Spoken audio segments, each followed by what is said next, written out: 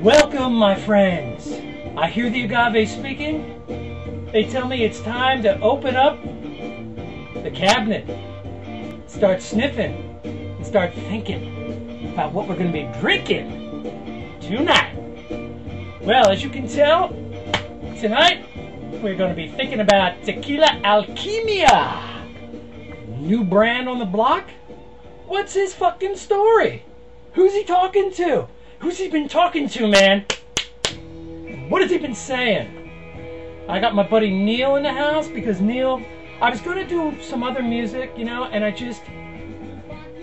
Oh, you guys know this Barstool Blues? For long enough to know why my mind is moving so fast and the conversation is slow. Burn off all the fog and let the sun through to the snow. Let me see your face once more before I have to go. Okay. So, see. Alright, I knew this was the right thing to do because I was going to put on a different mix, but I was getting ready and I had Cinnamon Girl on the bar stool when you held that glass so tight. Alright, now, it's going to be one of those nights, bud. It's going to be one of those nights. Alright, now, let's see, I'll do a little roll call here. I see Intimate Tequila is in the house. Fantastic, Intimate. I'm glad you joined us. Iron Chef, Zen Runner, Tequila Memoirs, welcome. That's a virgin cherry pop on that one. And, my goodness, Pedro, Zen Runner, of course. T-Dog, you old T-Dog, with your flea-bitten T-Dog blanket. Quinto made it fantastic. So, what we're going to do is, this is going to be a fun show, okay? So we're going to taste some Tequila Alquimia.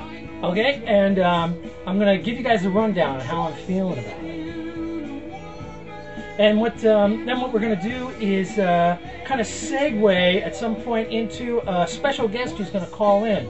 And that is the famous Macho Mike Morales, who is the country's only self-penned tequila journalist. Mike just got through tasting 114 tequilas over 2 days.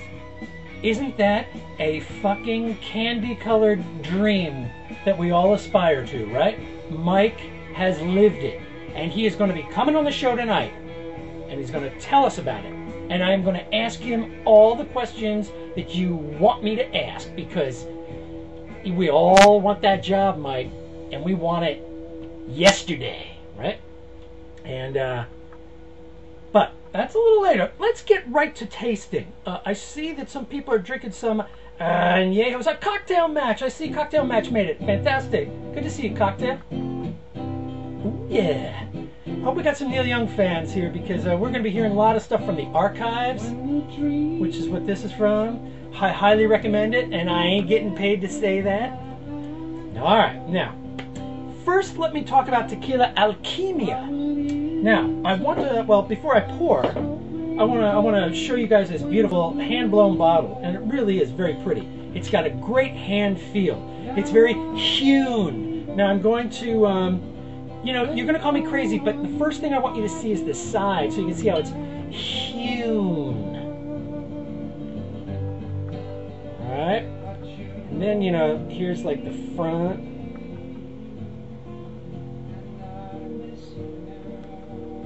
And now look at the, can you see like the little glass bubbles in there from the hand blow? Now this label actually is quite it's quite pale.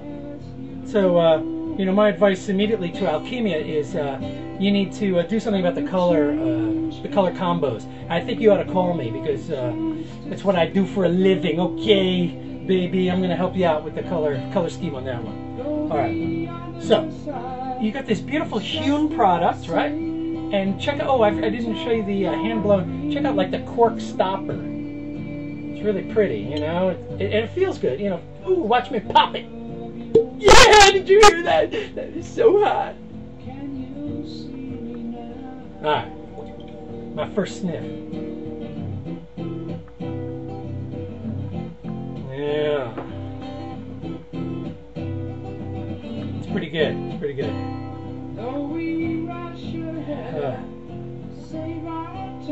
I'm getting like I'm getting a little bit of grade school rubber band in there. I'm also getting some like citrusy. I'm getting like a fruit. I can't quite yet identify. So what I'm going to do, I'm going to pour myself a beautiful little hand-blown glass. Yeah. Pouring myself a manly pour. Let me swirl it around here on the tasting table. See what we got going here. Check out those legs, those sciated legs. Tequila Memoir says chug it. Shut the fuck up, dude! Alright, well, you know, this isn't a riedel, so the legs are not as easily discernible. So I will hold off on its leg worthiness. I'm not always a leg man myself. Hewn. I see you guys are liking the hewn bottle. These glasses are hewn too. Alright, I'm getting a little earthy, musky.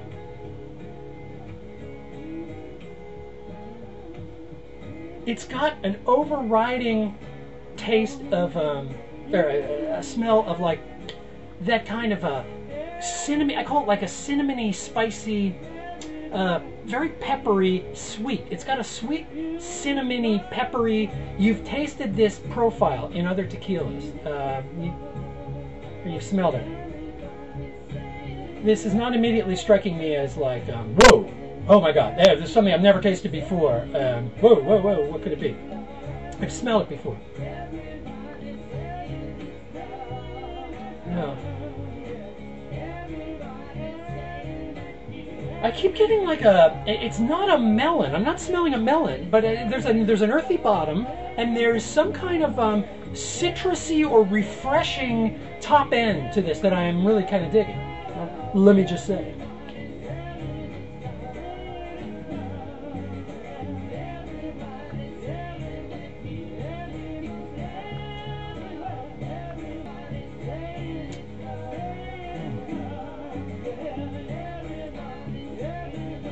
It's good. It's rich. It's rich. Okay, let me tell you what happened here. I did a little detective work. I did a little espionage, a little stealth sotto voce before the show started, and I poured myself a little snifter. Actually, I poured myself a big fucking snifter of a very inexpensive brand, Los Fernandez Blanco, because I have smelled. I popped the cork on this a couple of days ago to let it breathe, to the Alquimia Blanco, and it was speaking to me like that Los Fernandez kind of that's a gnome $14.99. They also make they made De Los Altos up until about 2 years ago or something, and they made they made De Los Altos, which had this very kind of cinnamony, peppery, sweet profile, but thin. And Los Fernandez, which sells at my favorite online retailers, hightimewine.net. High Time Wine is selling Los Fernandez for like $11.95. That's a damn good price for something that is, you know, it's certainly margarita worthy. Sippable, you know, could go either way. So what I did was I sipped a little bit before the show started, and I wanted to be tasting Alquimia because I thought they were going to be very similar. Now, after having tasted the Los Fernandez, it's richer and thicker. Let me try again.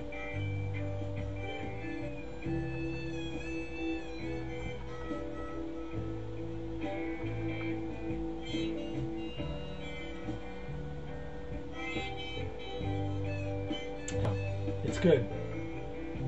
It's got that flavor profile. And what I'm going to do is like go a little off the charts here. And look what I have. Ooh, it's that glass of Los Fernandez. It's still around. I didn't drink it all. No. So I keep my mouth, breathe in a little bit of air, you know, when I'm sniffing, to kind of like taste it without, like a dry taste, I like to call it.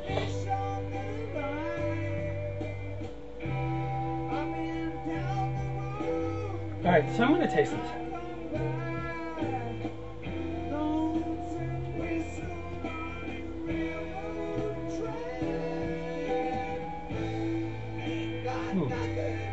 Okay, right. Just what I thought. So, I just had this Los Fernandez. Now, it's a $12 bottle. That's why I bought it. I bought it for a party about 2 years ago. I bought a whole case of it. Actually, I think I bought 2 cases. I did buy 2 cases. The finish on the Los Fernandez leaves very quickly. It really has no finish. It's got like an alcohol heat finish. The Alquimia has quite a bit of a different mouthfeel. It's not as thin. It's got like a more viscous mouthfeel to it, which is really pleasing, I gotta say. Alright. Wow, Intimate Tequila is into this shit, man. Who are you, Intimate Tequila? I think I'm intimate with you. I know who you are. But I'll tell you, Loves Tequila, why don't you tell us who you are? Or Loves, do I know you? If I do, give me a hint. I'd like to find out who you are. You guys, or Loves, you might be the only guy that, or gal, that I can't identify right off. So if you want me to know, at least, give me a hint. All right, let me go back. I'm going to go to this Blanco one more time. And I'm really feeling that the viscous quality is really very pleasing.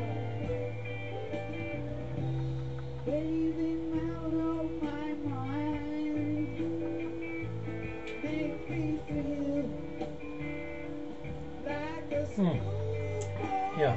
All right. I would not put this up against 1921 Blanco, but it is closer to 1921 than I used to think it is. And now you know how I feel about 1921. Oh, especially leather strap hand blown. Leather strap hand blown. Get my modifiers in there. You know how I feel about that, and you know it's just a treasure bottle to me. This is good stuff. Very good. We'll sorry, I'm just checking out my music mix here. It's you know, it's Neil, and it's sometimes very quiet. Is that cool with you guys? Are you digging the Neil? Because I'm, you know, it's going to get rocking at some point. You let me know. You know, if you say like, Lip, you know, this music isn't working for us. But give it some time. You know, because it's there. And I'm working on lots of interesting music techniques for you guys. I just want to tell you. There's lots of things in the works of me getting music to you in a high fidelity quality that will not impinge on the Lip and his drinking. All right, enough of that. So let me know how you feel. Oh, who shut up? Ray. Fantastic. Ray and Loves Tequila says, I love tequila. Shut up, Loves Tequila. Okay, now, I think where I want to go now is I want to get into Alquimia. Witchy showed up. Fantastic. We got lots of people here. Dude, what's happening? All right, Witch, so what you missed was you missed me tasting the Alquimia Blanco, and I'll just do a very, very brief recap, which is I find it a worthy sipper tonight. It's got some good bottom end to it that I did not expect, just sniffing the nose. It's got an earthiness. Now, I have come to really appreciate and identify an earthy quality in my favorite tequilas. I like some that aren't, but almost any that do have a super musky, earthy, vegetal quality. That I dig that flavor profile. And it's harder to find. It's way harder to find than it used to be. Almost everything I like is a treasure bottle. And even those, there are some batches of Penca Azul, in particular Penca Repo from 2005. There's a batch that was created in September 2005. Ooh, 4 years ago. If anybody has any of those, I want you to immediately mail me at Lippy at tequilawhisperer.com, and we have to talk, because every batch of that fucking panca juice is different, and it's all, well, it's good stuff. It's great stuff. Whether it's worth the price, that we'll save that for another show. But I like it, and that batch in particular smells like it smells like wild raw mushrooms, and I love mushrooms. I like mushrooms almost as much as tequila. If mushrooms gave me a buzz, I would probably, well, what did I just fucking say? Yeah. If only mushrooms could give you a buzz. Wow. Wow, Lip, I have a world I'd like to introduce you to. It's called the planet Earth. Yeah, I think you're going to be very happy here, Lippy. They have tequila and they have mushrooms that give you a buzz. I'll just set you up in the woods over there, and we'll come see you in about a month or two. You fucking nut! Okay, let's keep moving here, folks, because I'm giving away all my secrets. Now, here's a big fat bottle of Alquimia anejo, right? Let's talk about this. All right, check this out. So here, you look at those. Can you see those little bubble glasses? Yeah, that's what I call some bubble. Wow. And of course, it's got a beautiful blue top. I don't know who's making these bottles. Look, this is my little favorite. Look, ooh, there's one little errant bubble. Ooh, that just couldn't stay small. Yeah, okay, so T-Dog, you got a pasture behind your house, T-Dog? I think I'd like to try some of those wild field mushrooms, T-Dog. Say, T-Dog, could you send me a couple pounds of those wild field mushrooms? Okay. Okay, now, there's some good shit going on here. Now, this is Alquimia aged almost 3 years. Because as I understand it, in my limited Tequila Whisperer way, if this is aged 3 years in oak barrels, they have to call it extra anejo, which is a new category of tequila aging, right? So let me make myself a big fat fuck pour here, because I think I'm going to really get into this, baby. Yeah, baby! I'm never leaving the house! Alright. I shouldn't have poured that much. You know, it's not responsible. Alright, now look. Shut up, everybody. Okay. I'm going to taste this. That's what I'm going to do next, okay? Now stop. There's nothing you can do about it. Stop yelling at me. Stop telling me not to taste it. I'm tasting it now. Oh, I see Bro has just showed up. Bro is in the house. Bro, tell us what you're drinking. I hope it's something luscious and sweet. Alright. Witchy's on the Blanco. I forgot to see what Witchy's drinking. Man. Yeah, it's a little hard to keep track here, but let's check it out. Alright, so this is this Alquimia anejo aged, 2.9 years. Danger Bird. On the track.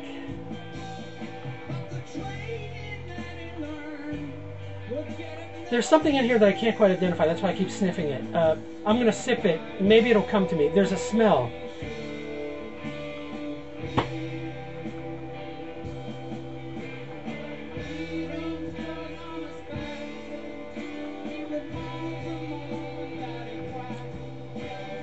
A lot of wood in this, but not in an overpowering way.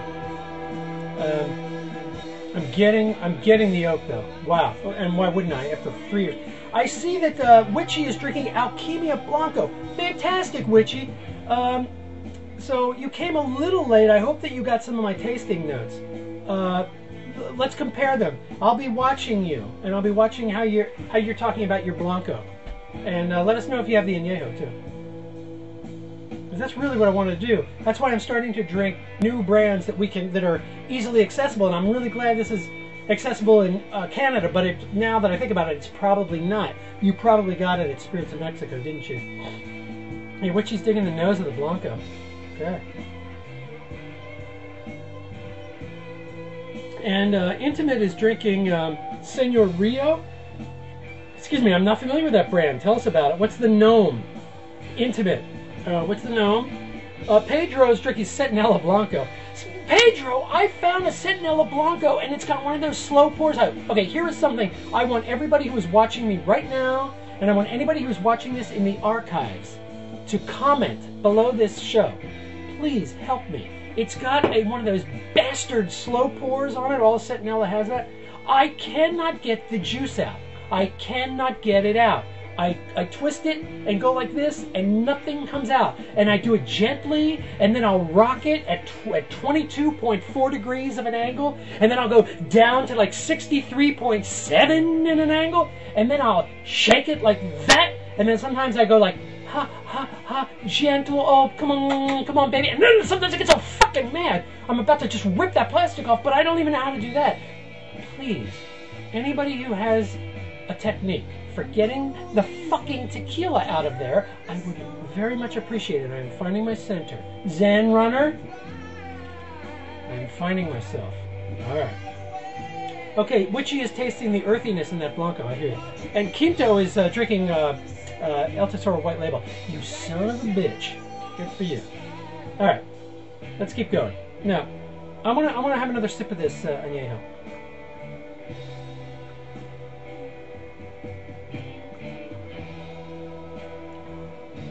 Oh, loves licking my guns. Loves, what are you talking about? Alright. Pedro says, suck on the bottle. Shut up, Pedro. That not true. That won't get me anywhere. Read Lippy. Turn the bottle 180 degrees. Zen Runner, shut up. I've done it. Perpendicular, yes, I've done it. And then I've done 700 little tries, to different tappy, to shaky, to smacky, to yelly. Doesn't matter. Oh, and Zen Runner's drinking, Los Trejos. Zen Runner, I've never heard of this brand.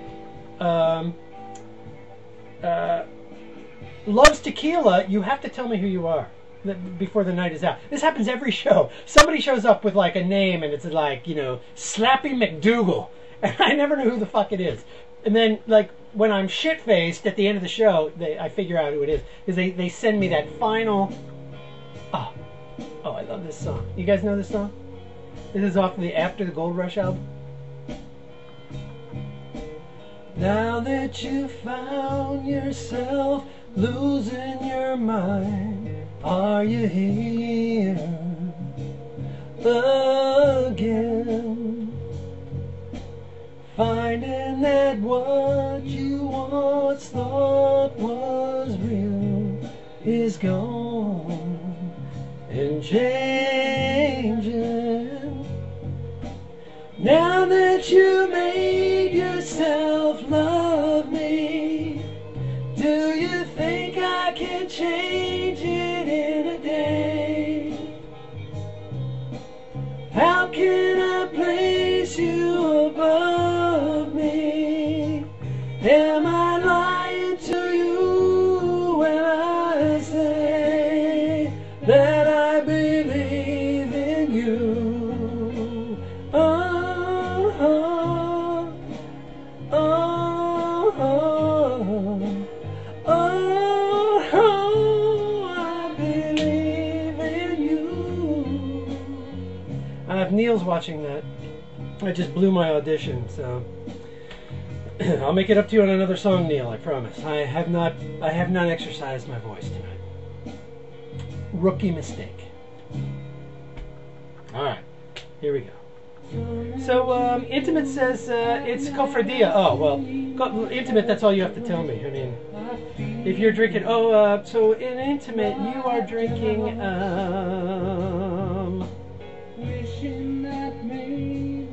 I'm sorry, Intimate. I forget if it's an anejo or a blanco.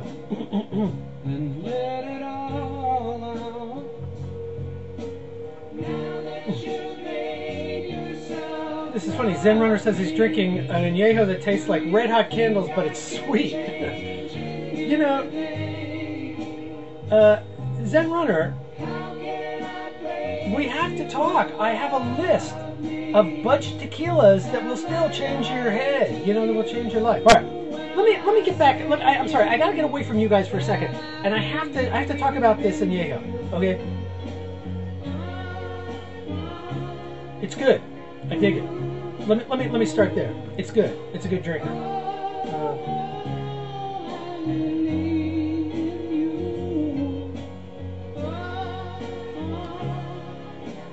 It's got a lot of wood. It might have a little too much wood for me. It doesn't mean I wouldn't ever drink it, but when I'm talking about like sustained, you know, am I going to drink in the evening? You know, am I going to drink another one after this? I don't know. I don't know if it's got sustained. Having said that, I don't know how many tequilas do have sustain. Like, you know, we're all like this. We like to drink many different. Now, before we kind of, you know, go on to anything else, I had an idea that Alquimia had kind of a Sentinella vibe for me, because I was feeling a lot of the Blanco in there, even for a 3-year. And so what I'm going to do, I'm going to pour a little, this is just basic scent. Look at that slow pour, you bitch, but this one's pouring. So I'm going to pour some basic Sentinella anejo. You know, it's one of my faves. And I want to compare it a little bit here to this Alquimia. I want to see how we're all feeling here. So on the nose, the Sentinella is not giving me that super wood oak bite. Again, you wouldn't expect it. Sentinella has a Tres Años. That's basically what I'm drinking, the equivalent of a Sentinella Tres Años. And the beauty of Sentinella's Tres Años is that it doesn't get super woody. It gets very soft and subtle and complex. Alquimia has a little ways to go in that vein. They're a little more, you know, they're louder. They're loud. All right, let me check this Sentinella out.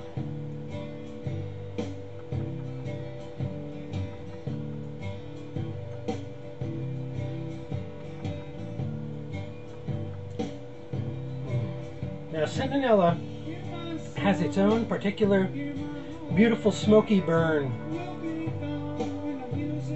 and you still get all of that gorgeous Sentinella spicy Blanco, very Highlands, you know. You still get all of that up top, even in an anejo. Okay, you know, Sentinella is a tough nut to beat, baby. I will say.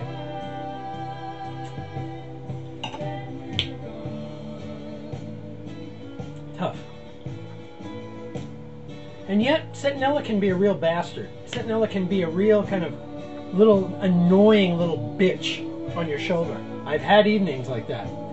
Sentinella, you know, you gotta be careful. You gotta watch out. Now, let me go back to this Alquimia.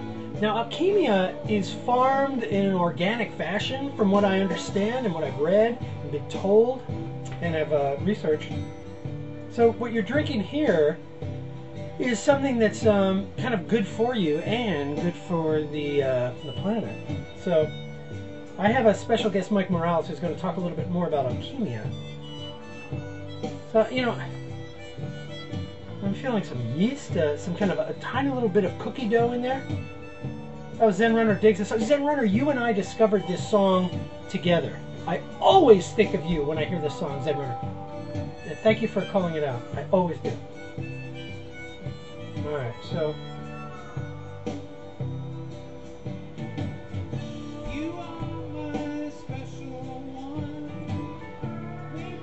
Yeah, okay, so I've come back to Alquimia, and it's got, what I'm feeling is like there's like a plank of oak that is, it's not exactly integrated in a way that I would like it to be.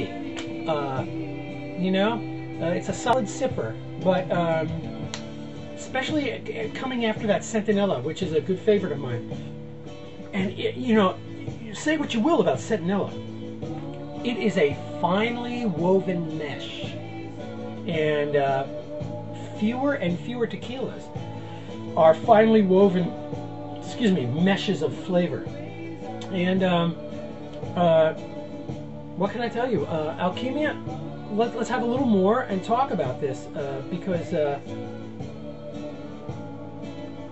yeah, I'm definitely feeling a little yeast, some cookie dough. I want to talk to you. I had some questions about Don Adolfo, who is the owner of this brand, and I wanted to ask him. I have some questions right here. I wanted to ask him about just how do you come upon a flavor profile? Who in his company? So maybe what I will do is ask this for the archive's sake. Okay, just so bear with me here for just like 1 or 2 minutes, folks. I have a couple of questions for Don Adolfo. All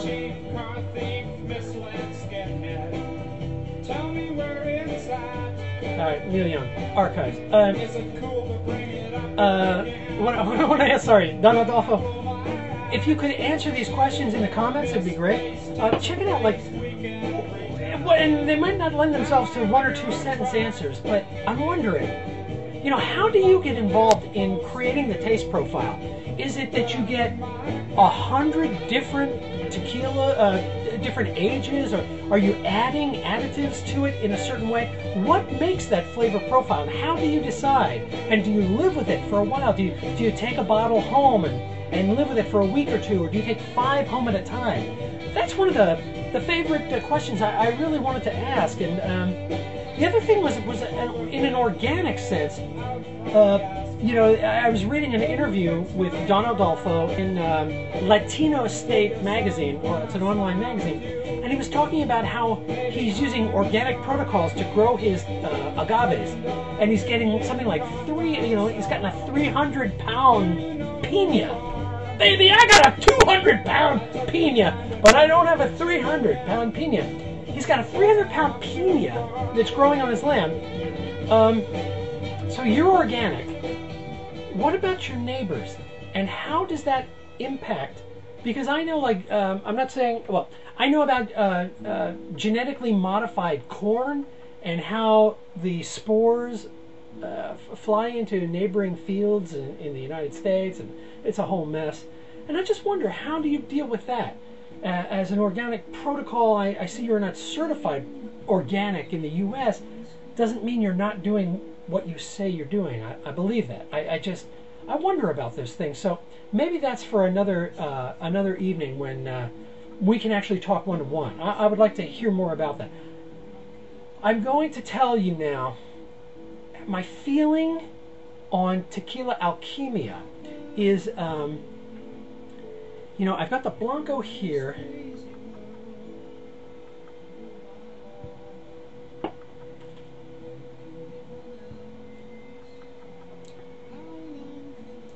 I'm very happy. Let me say that.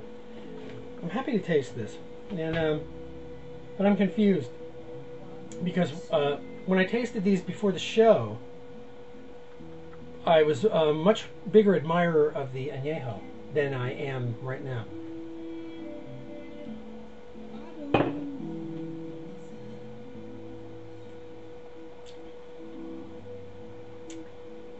It's good. It's good.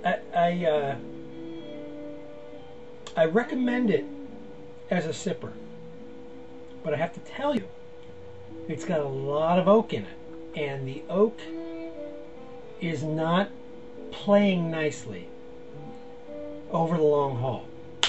I don't think you're going to want to have three drinks of that. You might want to have 2, and I think it's suitable for your tequila library. I do. But you're going to find that the oak right now is surfing on the surface. I think the Blanco, while not full of the earthy Blanco-ness, the earthiness in a Blanco that I really dig. I'm sorry, I'm reading Witchy. What did you think of the Blanco Lippy? I missed it. No, I'm telling you. All right, so I'm telling you, I like that Blanco.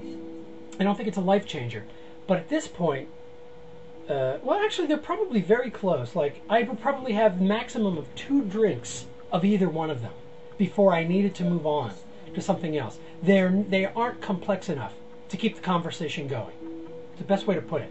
Solid sippers, solid brands. Now, let me talk just for a second about their price. because I got to talk about it.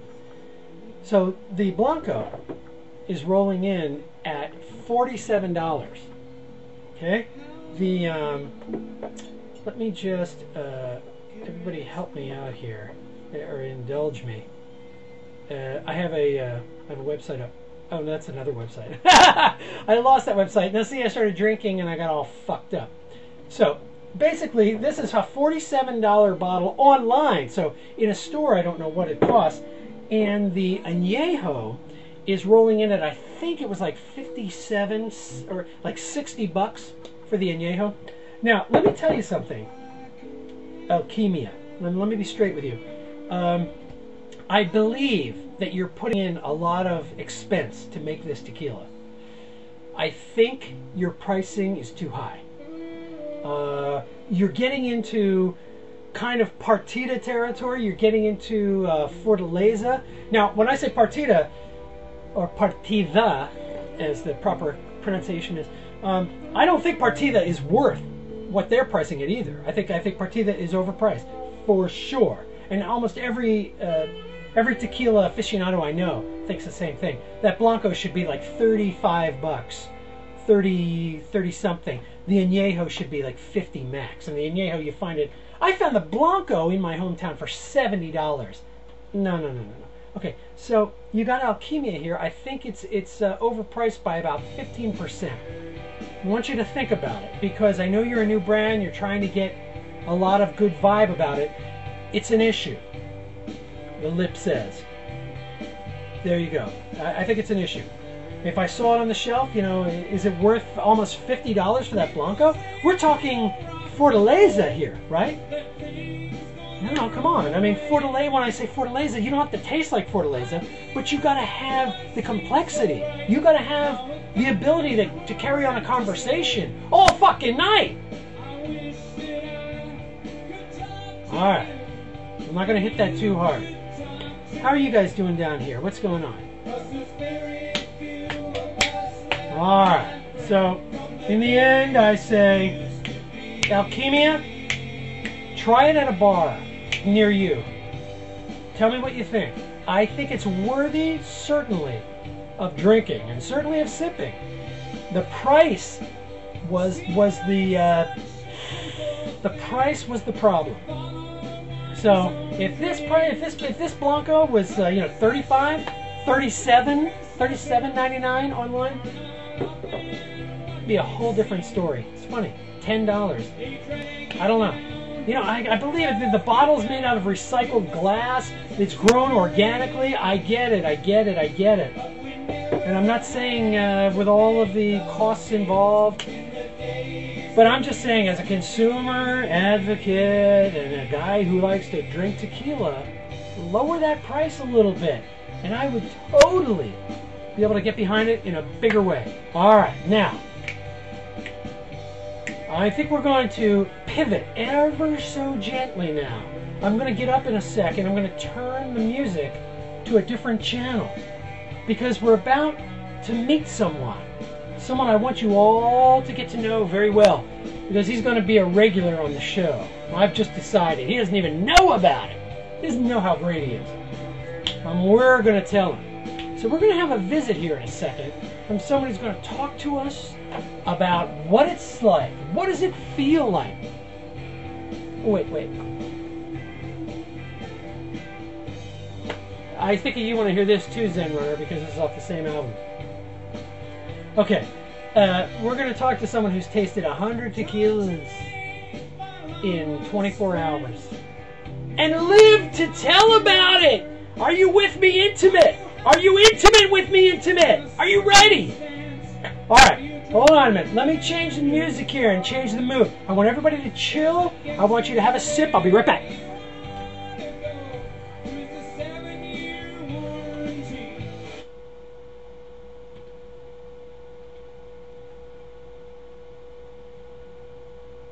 Hey, Lippy's still here. I'm still here. I'm just checking something out, my little friends. Checking it out. Oh yeah, I'm changing the mood. Changing it to monk's mood.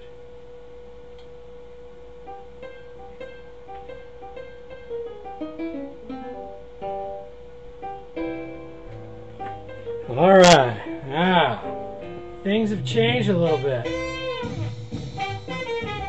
All right, my little friends.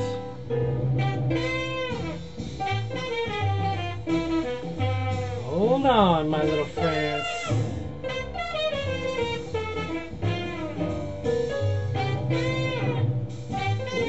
Ooh, all right, I'm trying to get something going here.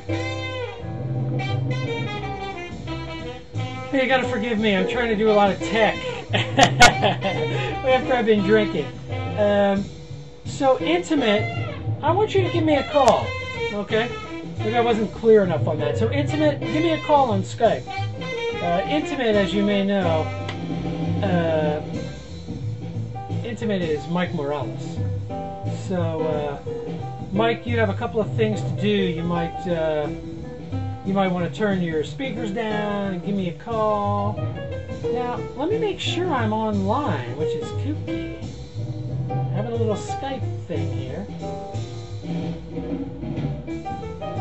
I think I'm online. But, hold on. See, I don't see, yeah, what are you guys saying? You're saying like, Lip, this is painful. PJ!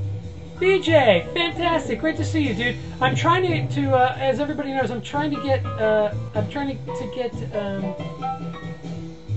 okay, hold on. Sorry, guys. Okay, change online status to online. Sorry, I've been drinking. My fault. Now, is this gonna fucking work or what? I don't know. Okay, things are changing. Now, intimate.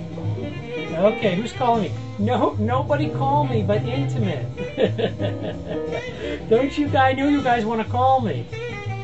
Okay, who's calling me? Intimate. Well, wait a minute. Intimate, I want you to call me, baby. Intimate.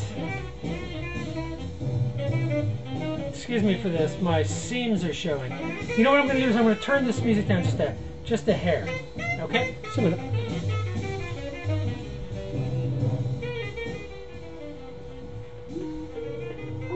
Okay, here we go. Thank you. Here we go. Okay. Hello, Mike Morales. Yes. Oh, it's fantastic to hear you. Well, thank you. I do appreciate that. All right. Now, let me do a quick test to our viewers. Can everybody hear Mike? Let me know, Mike. I'm going to ask you to do just a quick tech test. Okay. And just Can you hear me now? I can hear you. Everybody, if Mike just reads a sentence or two, which I'm going to ask him to do in a second, just let us know if you can hear him. Okay, Mike, just give me like give me a quick paragraph of. Tequila Alquimia blanco, 100% agave, is also a organic tequila. You may not know that, but they are certified organic. All right, hold on, Mike, because I think for some reason, yeah, you're coming across your volume is pretty low, and I have my speaker turned up all the way. Can you? Okay. I should probably speak a little louder, perhaps, or into my microphone, my lovely microphone. Okay, that was better. At one point, you were great. Get as close to your mic as you can. If I get any closer, Lippy, I'm going to be sucking tequila through it. All right. Well, at some point, I guess when you got as close as you just got there, it sounded great. So okay. I'll just say the closer you get, the better. All right, that'll work. I can do that. Yeah, if you can touch your lips to the metal, it's the best for us. But whatever. Okay. Yeah, I know this is the microphone that I'm using is an old Gateway microphone. It was from my original computer, so it's a directional microphone. So I'm going to have to just get real close to it and up close and personal. Okay, that sounds a lot better. And Zen Runner, thank you for the tech help. Zen Runner says turn my Skype up. You'll be happy to know my Skype is turned up full. Okay, so Mike, just so you know, it's not a big deal. Just speak as loudly as you can without, of course, going crazy and distortion. But you sound okay. When you get close to the mic, we're all good. Everybody says okay. It's cool. All right. I will do that. How are you, Lippy? How are you, man? Okay, it is great to have you on the show. Thank you so much for showing up. I would be remiss if the first question out of my mouth wasn't, what is it like to drink 100 plus tequilas in, what is it, 24 hours? Jesus, tell us about that. It was, Lippy, it was an amazing experience. First of all, I wouldn't trade it for anything, but I can tell you that it was probably the hardest thing I've ever done in 2 days. And the interesting thing about it is that there was maybe one person, Junior Marino, who is the Liquid Chef. You might have heard of him. He is probably the only one who had experience of having this many tequilas in one day.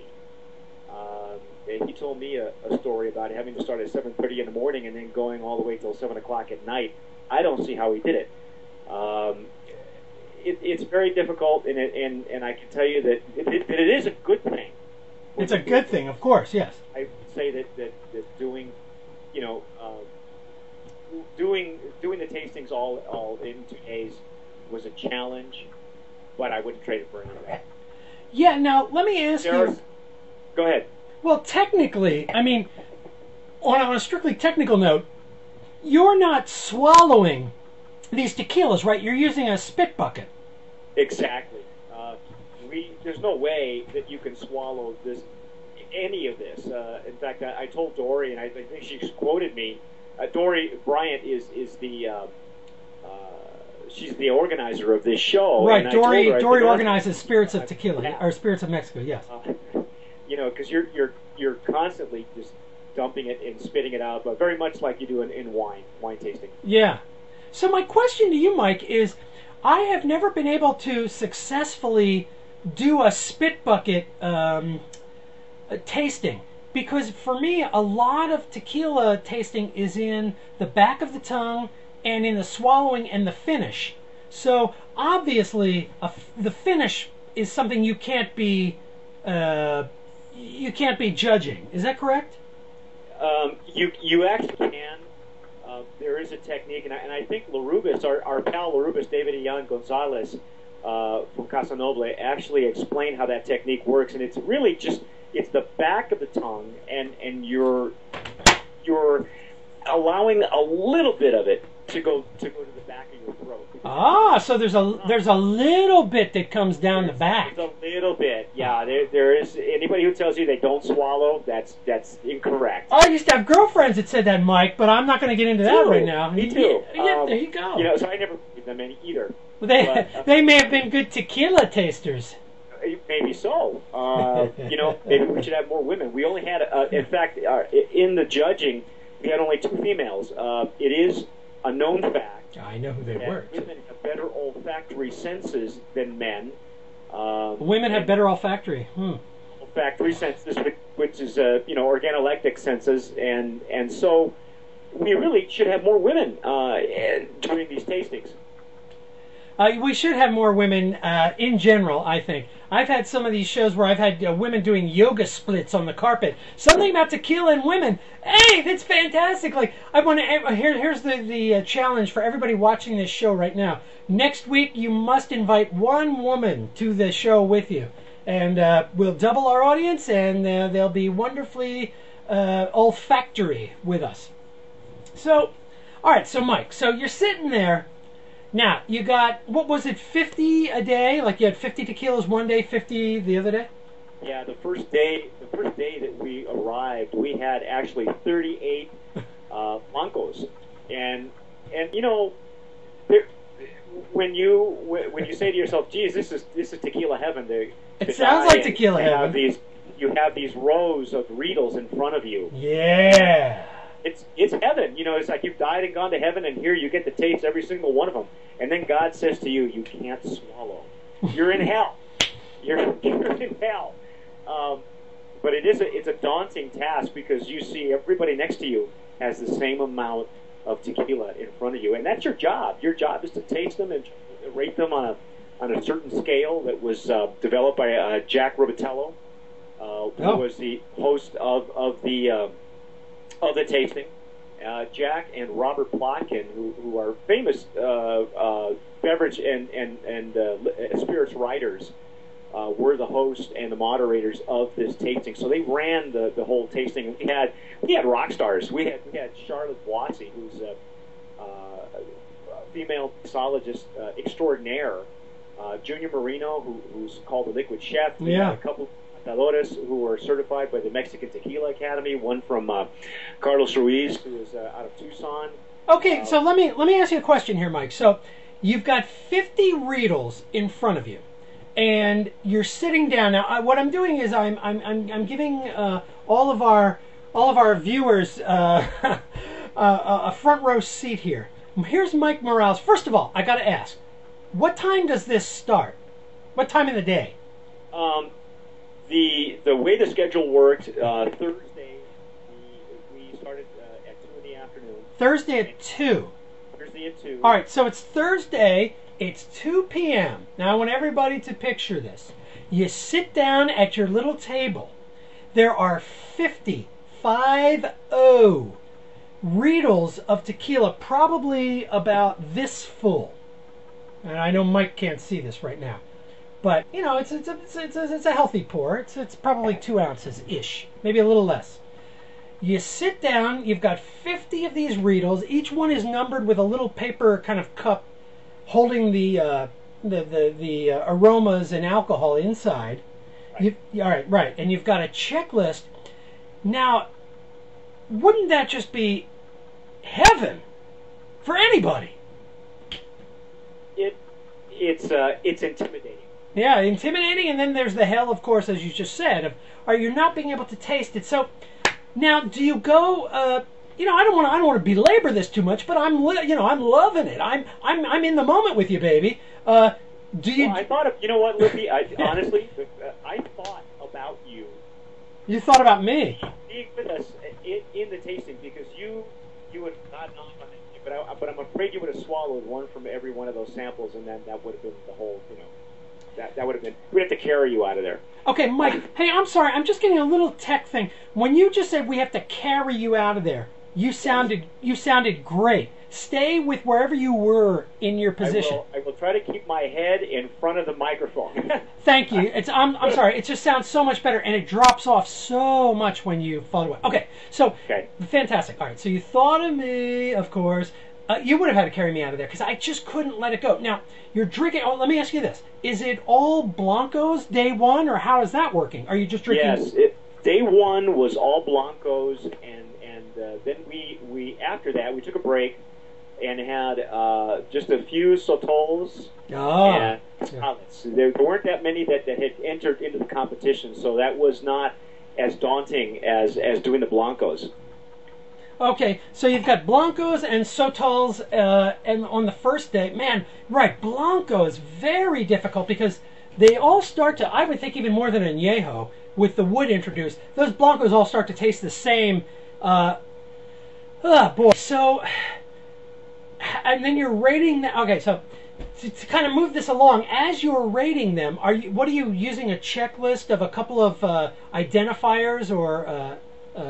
Yeah, there was a checklist that was developed by Robert, Jack Robatello, right? And I don't necessarily agree with the grading system. Yeah. But because the only thing I drink is tequila, and I know tequila needs to be graded in a certain way of other spirits. This particular grading system is one that he developed for all spirits. As you know, Dory Bryant, the organizer of the Spirits of Mexico, also organizes other shows throughout the year, primarily rum and some tequila, and I believe she does some vodka now also. But these tasting criteria are used in each of these tastings, and Jack is the one who moderates these And I have very little experience in this kind of thing because, as you might know, or as you well know, here in New Mexico, we used to have our own tequila tastings, and I was an organizer of one called the New Mexico International Tequila Experience. Yes, you did. Mike Morales did organize that international tequila tasting.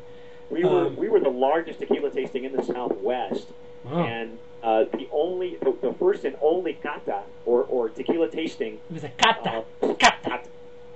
In fact, when we do a tasting like this, we say it's estamos catando. Estamos catando. Estamos catando. Right. No cantando, because cantando is what you do. I hear you, Miguel Morales. There you go. Hey. But when we do a cata, we only had one. That was the fourth and final year that we had our show, and it was moderated by Cor Kleinenberg, and Cor is a Cor Kleinenberg. Yeah, right. Say that real fast 5 times. All right, no, wait a minute. I know that you did do a tasting with Cor. Cor did Cor and Shell did they did that initial tequila the tequila tour in like 2006 with the Blue Agave form. Mike, now yes, I have to ask you. Those folks actually did conducted our tasting for us. Yeah. As per the rules of the Mexican Tequila Academy, which they were members of at the time, and so it was different than what I was used to. So this one the criteria was different. I think some of the criteria should have been rated higher because of the type of spirit that tequila is. But again, it's not my show. And okay, so Mike, I have to stop you there. So you're saying like different detailed tasting notes, some rate higher than others? Is that what you're saying? Yeah, some of the criteria. I did not know that. Others. And again, because tequila is really the only thing that I drink. I'm not even much of a rum drinker, and I don't delve into wines or other spirits. Okay. So for me, tequila, I think should be rated differently. Okay, let me stop you there. Let me stop you there because that's a great point. What Mike is talking about is there is a codified kind of, let's put it this way for you viewers, it's a tasting wheel, and it's got all kind of tasting modifiers describing salty, sweet, gasoline, kerosene, oily, wood, cinnamon, bark, moss, sage, and it goes all over the place. And correct me if I'm wrong, Mike, but what Mike is talking about is tequila has its own set of parameters, and to put this entire 360-degree tasting wheel onto tequila is not fair. Am I close? Is that what you're talking about? Exactly. Hey, bingo! Do I get a drink out of that? Yes! I think you should. You need to celebrate and give yourself another shot. Mike, some people people get it, some people just don't. You get it, baby. I get it. Yeah. To me, the tequila is such a special spirit. Mm. It's the only spirit that is produced by using a plant. It is not using grains or hops grains are a plant. What are you talking about? Well, it isn't. It's one that. Hey, what are you talking about, Mike? It takes much longer. It takes much longer for the plant itself to acquire to mature enough to be able to harvest. We all got to mature, baby. Beers, hops, even sugarcane for that matter, is all very quick gooey as far as your investment. And really, when you're an agavero, agave farmer, you're investing a lot of time, a lot of effort. You don't see a return for at least 8 years. I know. Before you produce it. All right, now let me ask you a question, Mike. Now we've been tiptoeing around this issue, so I'm just going to come out and ask it. Have you? All right. So there were some. Okay, let me put it this way. I'll put it for myself. As I look at the categories of best of categories at the Spirits of Mexico competition, 2009, The best Blanco in the entire field was shared. It was a tie with Corazon Blanco and Knockout. I think that's the best way to pronounce it. I see that Knockout is actually in the house right now, is watching this show. And we'll talk, well, that'd be great. Now, yes, they are. Okay. And yeah. Honestly... that's a surprise to me. That's a surprise. Well, it was a surprise to all of us because, or for me anyway, despite the fact that we had so many Blancos, yeah. I was impressed with the fact that we did select some very reputable Blancos, and Corazon is one of those reputable Blancos. They've been commercialized enough, but that distillery, and I'm not sure if you visited it, Lippy, but I did not. But I'm a very big fan of Espelon, which actually you turned me on to many years ago. Not many years ago, but you turned me on to it, Mike. Pardon me? We've known each other for so long. Yeah. You turned me on to Espelon, and I'm a super fan of Espelon and Corazon, which is a very I feel like a cousin to Espelon. Yes. And it's hard to get Espelon right now in the U.S. Well, I don't know what the hell's going on there, and I have very few bottles in my backup cabinet. So I'm always looking for Espelon Anejo. But yeah, the Corazon and Knockout, is that how you pronounce it? Knockout? It's actually pronounced Knockout.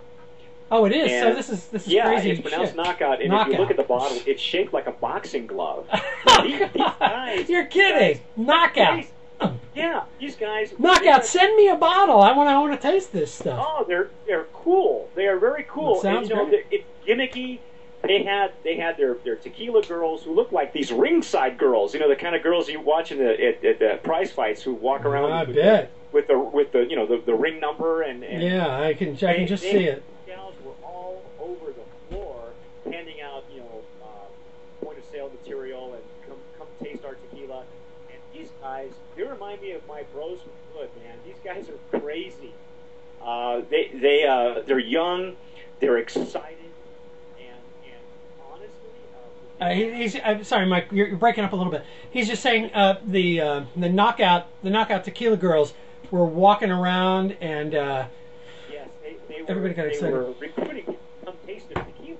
They were recruiting people. I'm sure people were following them, Mike. Oh, yeah.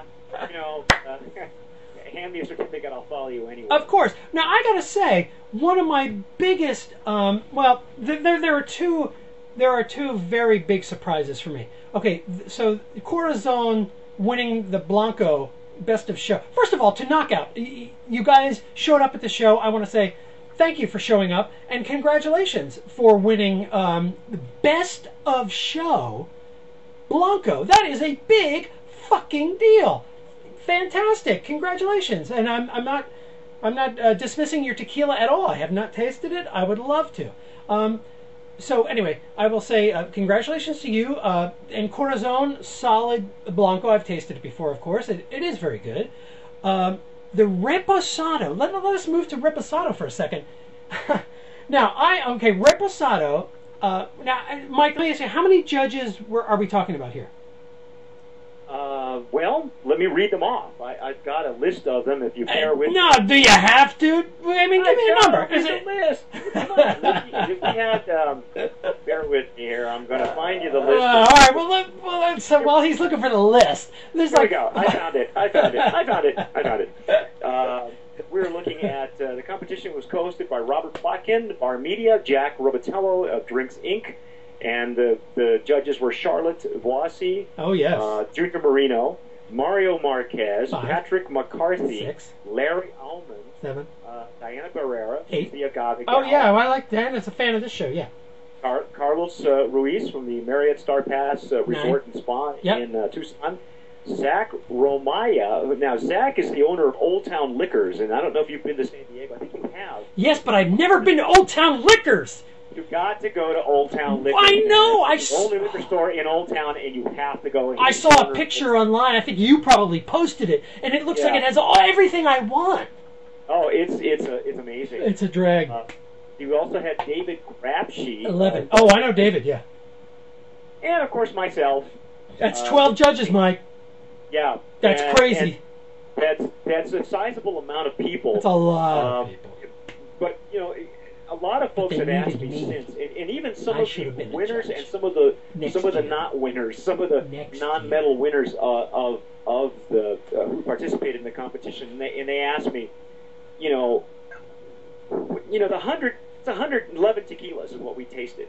Yeah. And one of them asked, well, how come I didn't win anything? Because normally when I enter, I win all the time, and enter other competitions. And here's what I can tell you from my experience, from holding my own show. From your experience, yeah. My experience.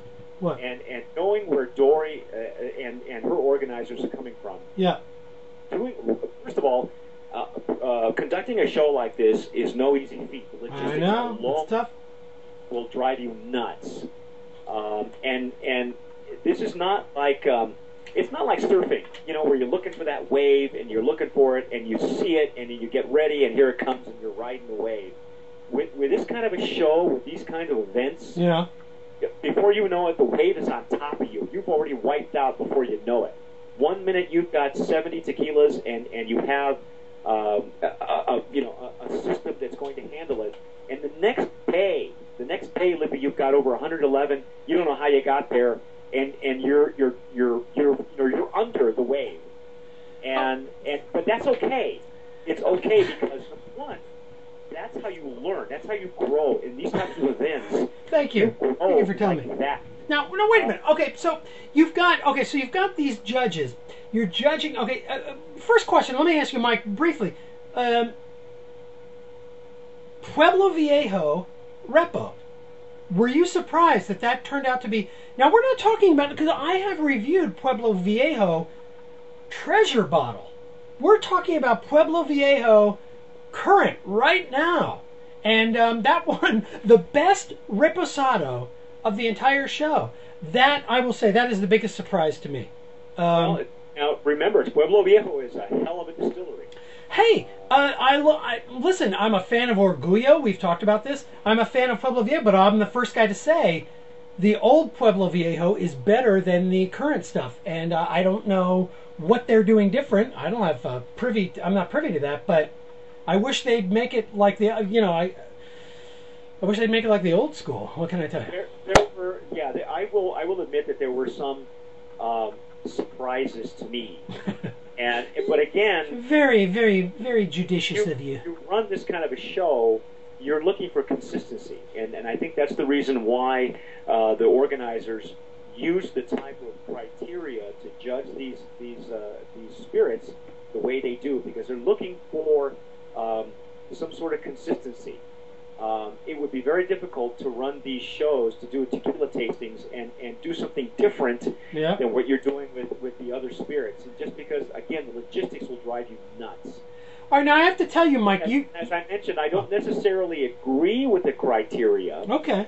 And also, but by the same token, my experience with these types of tastings is very limited. We've never, even in our tasting that we had here in New Mexico, we never had 100 tequilas. So I've only done one that was conducted, like I say, under the rules of the Mexican Tequila Academy, which were completely different. And I can tell you that the next day, when we judged reposados and añejos, we started at 9:30.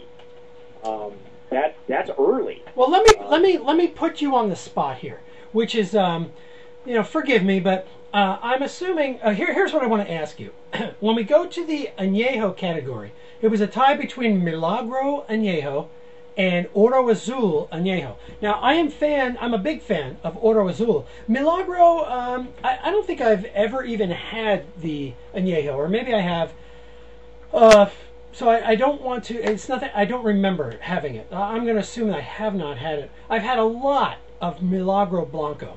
It's a inexpensive tequila, and it is certainly worthy in margaritas, and I've even had it to sip. It's fine.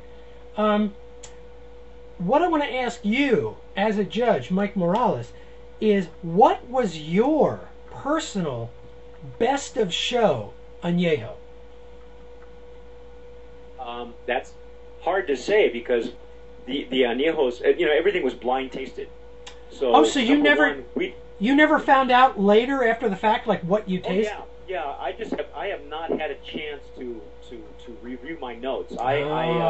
Many of us as judges asked Jack to return the notes to us, Okay. our own personal notes after he calculated the All right, fair enough. But what I want to do is, at some point, maybe on the archive site, as you guys are watching this in the archives, Mike, I would really appreciate it. It would just be really great to find out for you as a judge what you found as like best personal. It's fine. Personal silver. What was your favorite silver? What was your favorite repo, anejo, extra anejo?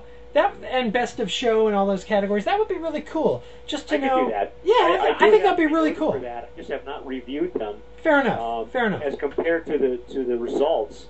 I will tell you though, Lippy, one thing I can tell you for sure, and I'm a blanco drinker. To me, a blanco tequila is a real good indication of what the rest of the line is going to be like. Well, I got to tell you, I'm drinking this Alquimia. This blanco is really speaking to me. Yeah. Yeah, it's like I'm pouring myself another one. The Alquimia Blanco is some of the finest tequila out there. And, wow, you heard it. He said so. Don Adolfo Murillo's growing protocols, his agave growing protocols are really doing the job. That whole thing is about giving back to the soil. He took some land that was, his family told him he was nuts for trying to grow agave there, and he through his organic agave protocols was able to come up with some of the finest agave in the region, with of course a different flavor profile. I mean, it's not going to be your typical highland or lowland tequila. It really is going to be a different flavor profile, which is what terroir is all about. You think we're using a lot in tequila right now is terroir. All right, but wait a minute. But Don Adolfo, Tequila Alquimia is growing their agaves organically in the highlands, right? And you're telling me that because he's growing it organically, I should not expect a typical highlands flavor profile. Are the other highlands growers who are not organic, are they that far away from organic protocols that it's that manipulated? Well, it's not necessarily the manipulation, because that happens after distillation. Manipulation happens after distillation, yeah. What we're talking about is sorry, Mike, I can't hear you. Come on. What we're talking about is the way that his agaves are grown organically. If you read the tag and you read a lot of his material, they don't use pesticides. Yeah. They don't use fertilizers.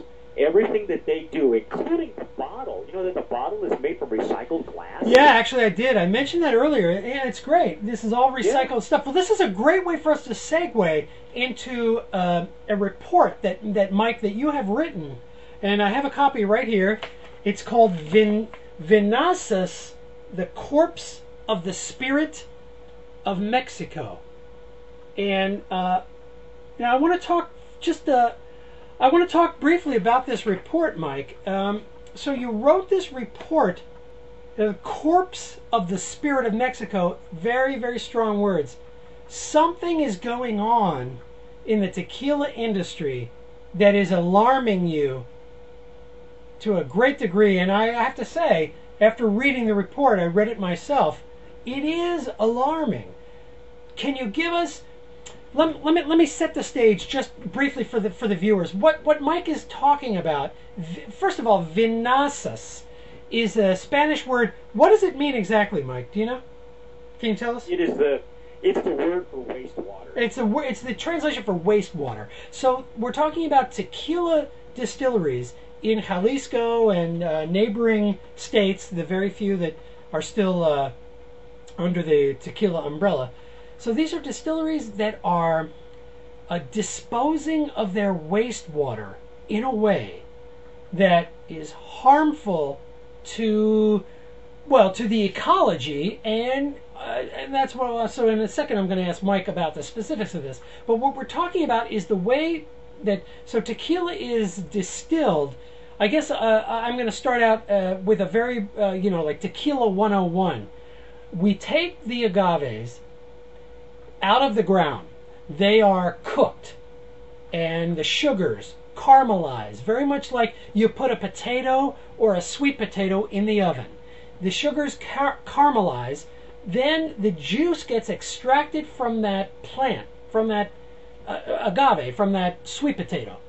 And now that sweet sugary juice now is what gets, yeast gets added to it, whether it's naturally, whether it's chemically introduced. The yeast acts upon it and it ferments this juice, which then goes on to distillation. Now, my question to Mike Morales, who has written this report, is where in that process, Mike, is it distillation? Where does the wastewater get introduced? The wastewater is produced after distillation. After distillation. So the Right. alcohol is... It is a byproduct. It's a byproduct of distillation. The alcohol is coming down, and then the producers do what they do with it. They're bottling it, they're aging it. Okay, now you've got. So how much wastewater is produced compared? So let's say a liter of tequila equals how much wastewater? The numbers from the scientists that have done studies, the rule of thumb is for every liter of 10 liters of vinazas is produced. Now, I'm sorry, I know that was hard for you guys to hear. Mike just said for each liter of tequila, 10 liters of vinazas is, so we got a 10-to-1 ratio of wastewater. Now, if you take the amount of liters produced just simply last year by the tequila industry, it was about 310 million liters of tequila. And if you do the math, you just multiply that by 10, you're looking at a little over 2.5 billion liters of wastewater. 2.5 billion with a B? With a B. With a B. That is unaccounted for. Well, what do you mean it's unaccounted for? Where is it going? Well, that's the same question that all the scientists are asking. We know where it's going. We know that it's being dumped on agave fields that are specific for that. We know that it is eventually leading to arroyos. We also know that it is leading into the rivers. In my report, which you've read, many of the reports state that, and this is all documented. This isn't anything that. This is all documented. It's all public record. I have hard copies of many of the articles that I quoted, and these are reportedly in the rivers. You can see the pictures also. And by the way, just so the people out there know, we do have a Facebook site as well, and it's facebook.com/vinazas. Vinazas, and Facebook/Vinazas. Vinazas, Vinazas. Yes. And you can see the pictures for yourself. So you've got so Mike's got a Facebook page with pictures of this dumping. Now let me stop you for a second, Mike. Why would a tequila distillery be dumping wastewater into their own agave fields? Or are they dumping it, from your research, are they dumping it into their own agave fields or other fields? They are actually dumping it into other fields. Wait a minute, when you say other fields, I mean other fields that they don't own? I mean, it's like going to your neighbor and dumping your sewage into your neighbor. Is it that? Dumping it into No. The way this works, Lippy, is very simple. The tequila manufacturer, the mass producer of tequila, will buy agave from many other growers. Okay? Yeah. And these are their suppliers of agave. Okay. So the distillers are buying agaves from different suppliers. Okay. Yeah. Okay. And then the technique that is being used by these mass producers is they say, we will buy your agave at a certain price. And then as an agavero, you're happy to get that price. Sure. But in return, you let us dump vinasas on a part of your land that you deem for that reason only. I see. And that's how these contracts are conducted, and all of these are done. These are verbal contracts. You know, there's nothing on paper. Okay, so it's all a verbal contract. If you're going to be a special, most favored nation status to a huge distillery, we will buy your agaves at a certain price that is very profitable for you, and you have to destroy part of your land for that. Now, it sounds like a very short-term gain for an agave grower. Am I crazy? Like, why would you pollute your own land, or does it just come down to that? It's a matter of dollars and cents. Yeah. Well, number one, it is a matter of dollars and cents. These, you know, the price of agave has gone through the floor. Through the floor. Many of these farmers are just trying to make a living, and when you are a favored supplier to a major producer, that puts food on your table. But by the flip side, though, if you look at it this way, that as an agave grower, you're going to assign a certain section of your land specific for vinasas dumping. That is the key, Mike. Okay, so you're saying there are some agave growers. Okay, so they say, okay, so I'm getting a picture here.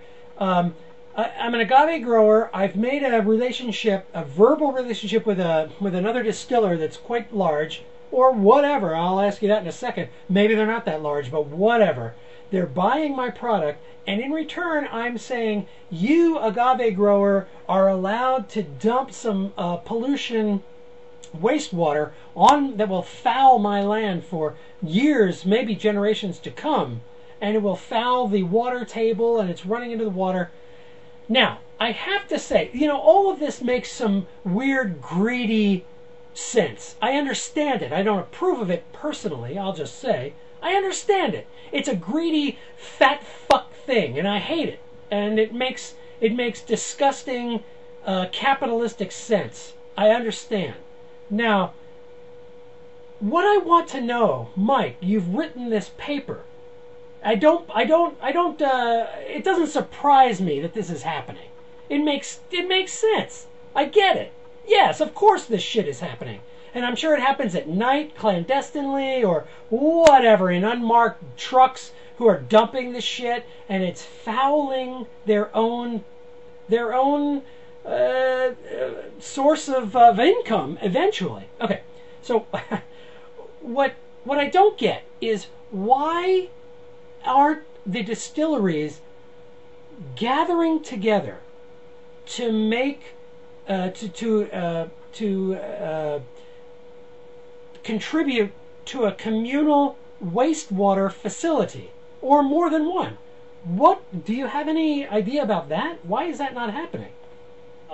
My understanding is that number one, in order to build a vinasas processing plant, there's a major investment involved. Yeah. And many of the smaller producers just don't have that kind of money, they don't have that kind of coin to build their own processing plants. So banding together is one solution that really should be looked at. In fact, I mentioned that also in my report, that many of these smaller producers need to band together. My take on it also is that if we educate the public on this particular situation, this particular crisis, because it is at crisis levels, we open the door to entrepreneurship. You know, there are some smart guys, even right here in New Mexico where I live. Yeah. We have two labs that are famous, Los Alamos and Sandia. Sure. And these guys, if they can blow things up creatively, they can save things as well. And I would like to see entrepreneurship. I'd like to see somebody or several people band together and say, you know what, we'll build a plant. For a fee, we'll pick up your vinasas and we'll process. Yes. The trick to this, though, is that there is no silver bullet to to attack this problem. There is no actual cure for this yet. It's kind of like muscular dystrophy, okay? There are several techniques to do it, but there hasn't been something that they've come out, that anyone has come out and said, this is the cure, my understanding. Well, so that's a very big point then. So there is no, as you say, there's no silver bullet, but there are processes that I've read in your report. There are processes that greatly diminish the amount of pollutants that are going back into the field and the water table and the streams, correct? Absolutely. All right. Absolutely. As a matter of fact, Alquimia. Yes, Alquimia. Don Adolfo's Alquimia, when they received their organic certification by the USDA. So they have they have received certification. Yes, I they did are not know that. certified USDA organic. Well, fantastic. Just like Casa Noble has, and just like Cuatro Copas. Cuatro Copas. I think there's a few other ones that are out there that are coming out. Casa Noble. So they're now. Hey, I'm sorry. What was that? What was that last brand? Specifically, is that when I'll ask him later. When you get your certification, you're jumping through flaming hoops to get these. Yeah. And so he's jumped through all these flaming hoops, and then he turns around and he says, by the way, I would like you to, I know it's not a requirement, but I would like you to document the way in which we dispose of our wastewaters, which is unheard of in the certification process. And he's the only one to this point who has done that. Because he feels so strongly about this type of wastewater pollution. Don Adolfo. He wanted to go on record to just show what they do and how in disposing their vinazas. Yeah, it's quite amazing. It's a kind of an amazing and outrageous story all at the same time. The fact that you've got these farmers and patrons who are using the farmers for, I don't know, it's easy for me as a gringo to sit here and watch this all play out. But it just feels like, oh my God, can't you get together? Now, honestly, I don't want to sound, because my country is more fucked up than any country on the planet. I'm the first to say it. But I just can't believe that this is it's your way of life, and it's your income. And so how can all of these producers not get together? Okay, the question is not how can they not. The question is, I wish they would. Let me turn it around as we kind of turn a corner here, Mike, and I would say to you, we're speaking to consumers here who are tequila aficionados. Do you have advice? What can we all do to help this situation? Is there a kind of an inquiry that we can ask of our favorite brands? What should we ask of the brands that we like to drink? What can we say to them? What are the questions? Do we say, how are you disposing of your vinazas? Vinzasas, vinazas, or your wastewater? Is that a good starting point? That would be the first place to start. The other thing too is to educate yourself. I mean, we're consumers, and a lot of these tequila companies hire marketing companies, and when I do my reviews, for instance, of other tequilas, I look not just at the flavor profiles, but I look at the marketing. I look at the bottles. I look at the labels, and the stories behind the brands. And sometimes you have to look beyond the marketing, because the marketing will say one thing, but when you go visit a distillery, they may tell you something else. And so any distillery, any reputable distillery who is doing something about this problem, this crisis, they will be more than happy if they can, they'll be more than happy to show you the laboratory. They'll be more than happy to show you their agave fields, and they should be able to tell you what they're doing with their vinazas. I agree. Like, let's talk about it, because it's just like anything else. I'm going to buy some chocolate. Do I want to buy Hershey's chocolate? Do I want to buy organically grown Costa Rican? Hey, just tell me what's what. And tequila has gotten popular enough that there's a spotlight being shown on this particular world. And like it or not, your sales are way, way up, and the spotlight gets that much more bright, I think, because of it. So you got to have kind of full disclosure. What's going on with your wastewater? What's happening to the farm fields? I'm a huge fan of the farmer and of the distiller. I'm not just we've all got to work together here. I've been to distilleries that are very large, that have opened up their process to me, and I've been very impressed by what they're doing. And I've been to super small gourmet distilleries where it's all happening in the same place. The agave is grown out there on the back 40, and then it's processed in the distillery right here on the premises, and then boom, it gets shipped out. So I go all ways. I just want you... I hope it doesn't sound as naive as I think it sounds coming out of my mouth. Do the right thing. Do the right thing. If you told me now, this is a great way to come around full circle, Mike, and I thank you for taking me here. I just said Alquimia is expensive, and I think it's very expensive for the product. Now here we are talking about an organic protocol, and am I paying 10% more because it was made that way?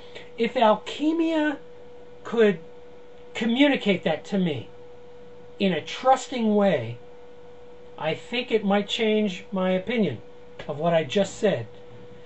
I don't want to give a green light to distilleries to start jacking up the price by putting a certified organic sticker on it, because I think tequila in general is somewhat overpriced in the U.S. Let me just say, I think it's 15 to 20% overpriced.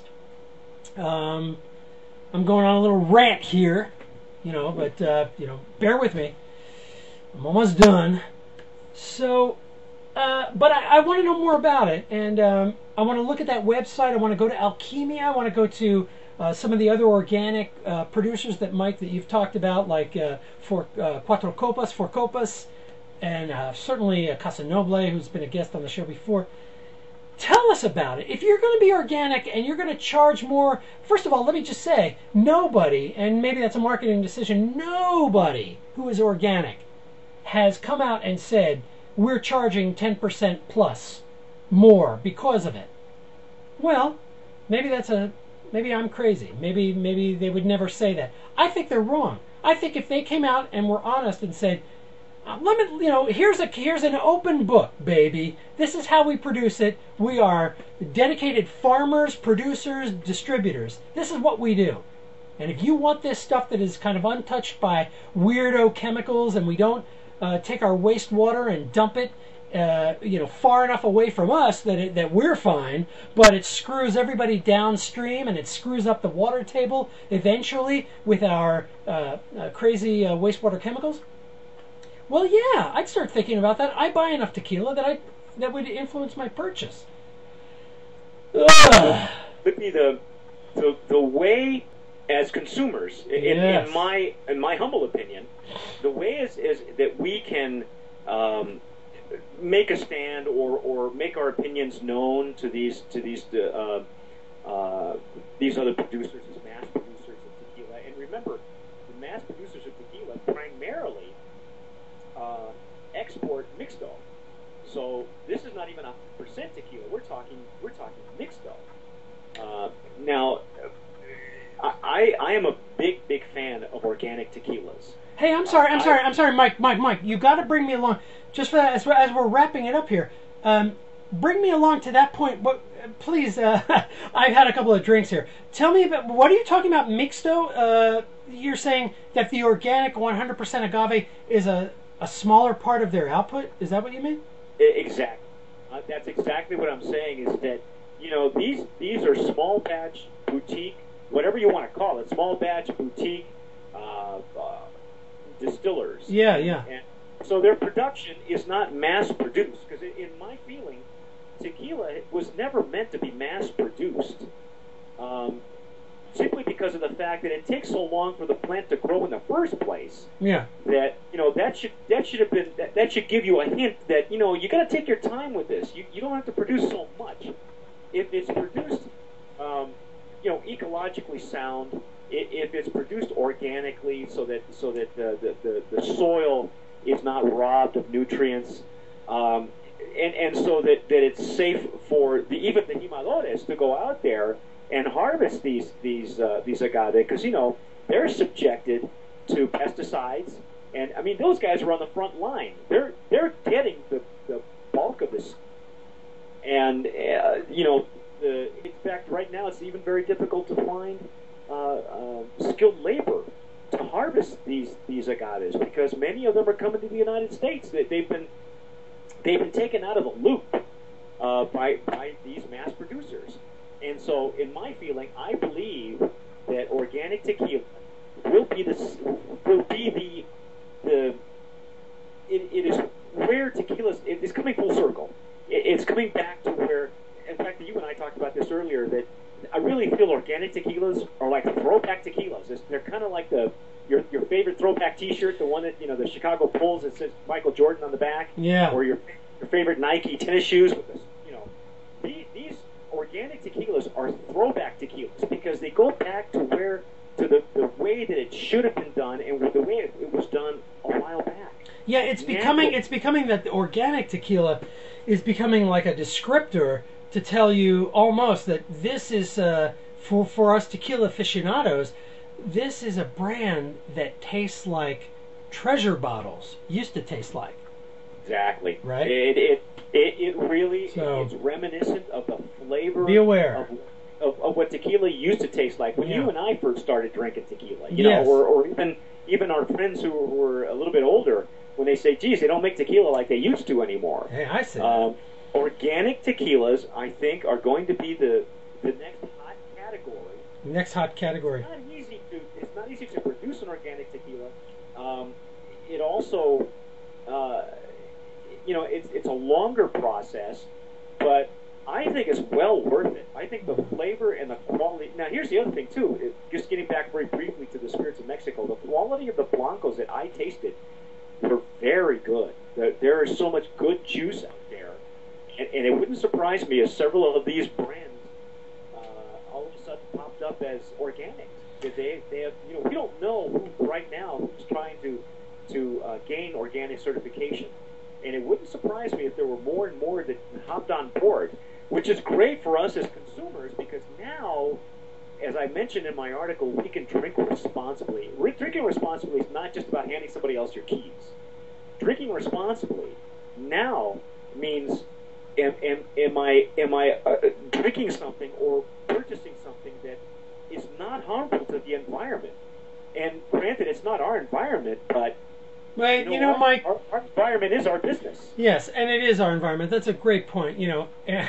Drinking responsibly, to just reiterate, is not anymore just giving the keys to your buddy who has not been drinking all night. Drinking responsibly is, what is the process? We all have to grow up, and we all have to keep our ears open and our eyes open. Fair enough. Exactly. That's the biggest takeaway that I want to say. Keep your ears open, keep your eyes open, keep your palate open, of course. But know where your favorite juice is coming from. Mike, I thank you so much for coming on the show. I want to just, I want to say to all of our viewers and all of the people who are going to view the archives, if you have a question about the creation of your favorite tequila in particular, I certainly don't have all the answers, and Mike, who's done the research, has more answers than me, but find out for yourself. Drop an email. Your favorite tequila has a website. Go to that website. Drop them send them an email and just say, hey, I just want to know what are you doing with your wastewater? How is it being processed? It's a good start. Let them know, excuse me, that you are aware, you're on top of it, and you want to know what's going on. It's a big deal. Believe me, these people are listening. Nobody writes them letters. People write them letters and say, nobody writes them letters. People write them letters and say, can I get a t-shirt? Can I get a keychain? Nobody is writing tequila manufacturers and distillers and saying, can you please tell me what you're doing with your wastewater? That's the single best thing I think any of us can do. And report back here and tell us what you found with your brand. What are they doing with their wastewater? Let's hear about it. Let's all talk about it. I'm not here to crucify anybody, but it's time to stop fucking around. It's time to stop thinking only about your wallet. It's time to take it to the next step. We're all on this planet together, man. We're all on a little green spaceship traveling through the universe. We are all in it together. It's not the people in Mexico or the people in China or India. We are all on one little spaceship, and it's getting smaller all the time. So let's work it out together and figure out how to make it work. Mike, thank you. Thank you so much for coming. I appreciate it. Thank you for having me. I really appreciate the... First of all, you know what? I think we should all give you a round of applause for what you do. Me? What do I do? I just sit here and drink. No. You make you know you're like us. You're one of us. And what you're doing right now for education for the tequila industry, just by taste testing different ones and showing techniques. I know from experience your palate is you and Gabe, for instance, that whole show there, that was two of the primary palates on the planet. That was a great show. Alliteration. So thank you for having me. Thank you for putting on this show. I will say that for having also the foresight and the guts to talk about the Vanasis crisis. The way you did. I appreciate having your forum to be able to talk about this situation that really is close to my heart, because I'm as much of a tequila nut as you are. And hopefully next time we can do this live, and we'll be on camera and let's go get sloshed together. I love the good wrap up. Mike, you're great. Thank you so much. Thank you for coming. And wow. Okay. Woo! That was wild and I hope informative, and I hope we'll all do something about it. I'm going to be the first to do it. I've got a couple of brands where I'm going to be talking. I'm going to be talking directly to my distiller friends and say, tell me what you're doing with your Vanasis. Okay.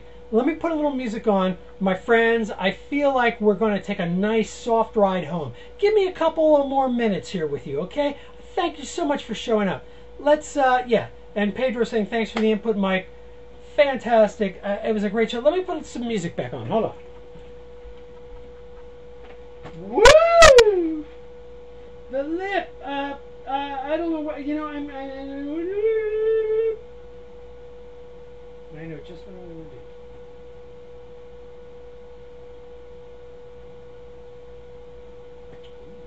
Hey, that'd be cool. I have an idea. Let's see what happens. Whoops.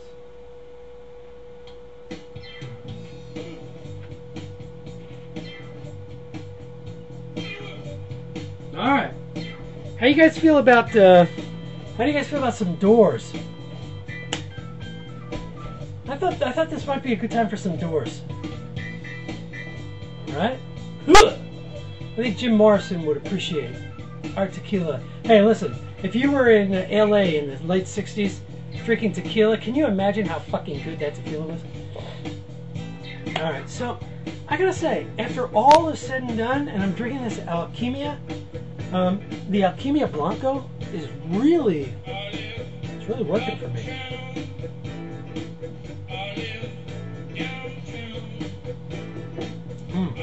I'm feeling that earthiness. And you know what it's really getting to me is the mouthfeel, the kind of the thick, viscous mouthfeel of that Blanco. It's really digging me. Knockout. I'm so glad you guys came. Yeah, I'll be contacting you because I want to taste what you've got. You know, especially after your fantastic showing. And, you know, we'll talk all about that on another show. Now, we've had some people here. Yeah. I'm a changeling, baby. I gotta change. See me change. Now, what do I have here? I have a tiny little bit of Alquimia anejo left. Let me check this out because it's really speaking to me right now. This is the almost 3-year Alquimia, and Witchy is totally digging the nose. Yeah, Witchy, you're digging the nose on that Blanco. I know it's got a lot of stuff going on. I agree. I'm really coming around to that Alquimia. I wish it wasn't so fucking expensive, but I say, Don Adolfo, please talk to us.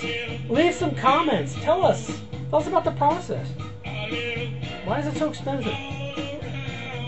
Ah, Senora Morales, congratulations, you married a great guy. We were all rooting for you. We know Mike. You know, things can go either way with that buddy boy.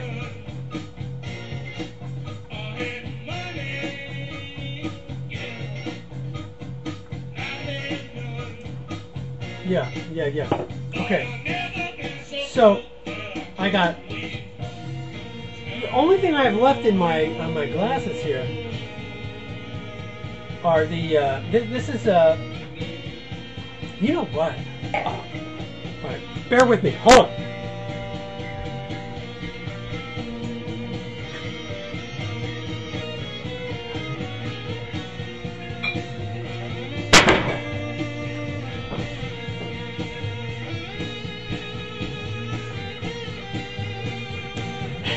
Hello, people.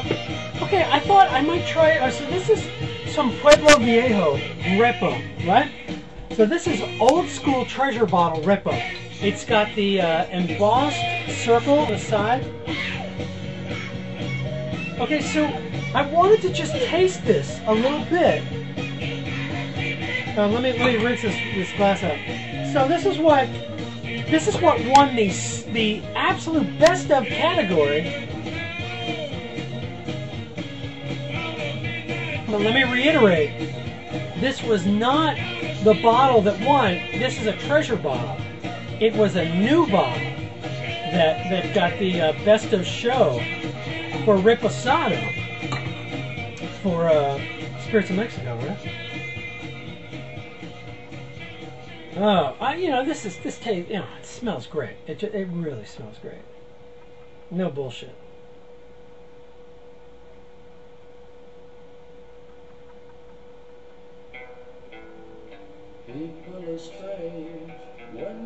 No, it's good. It's good. They did some. You know, the Repo. I have all of the treasure bottles of Pueblo Viejo, Blanco, Repo, and Anejo. The Repo, I've always said this, the Repo is my favorite. It's very woody. But now, you know, I have that Alquimia. Man, that Alquimia's got some good stuff. It's got a spice that this does not have. Man.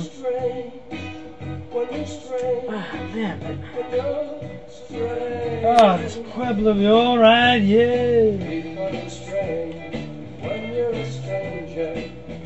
Let me just chill here. We've had a big show. I've had to be very, very present, right?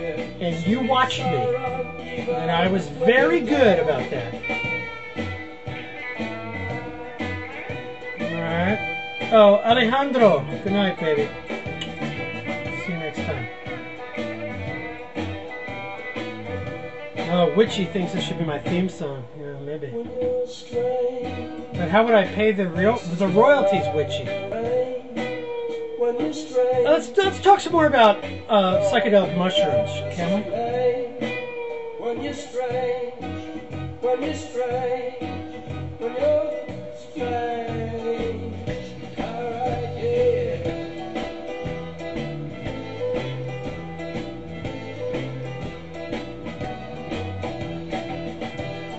This song used to scare me when I was a kid.